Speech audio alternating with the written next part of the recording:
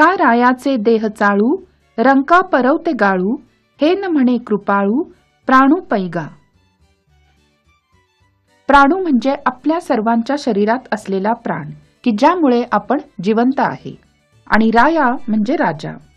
ज्याप्रमाणे प्राण राजाच्या शरीरात राहावं आणि रंक म्हणजे गरीब लोकांच्या शरीरात राहू नये असं काही करत नाही, तर हा प्राण श्रीमंतांच्या आणि गरीबाच्या शरीरात सारखेपणानेच राहतो.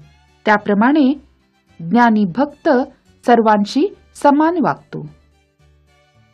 गायीची तृषा हरू, का व्याघ्रा विष होऊनी मारू, ऐसे नेणेची गा करू, तोय जैसे. तोय म्हणजे पाणी.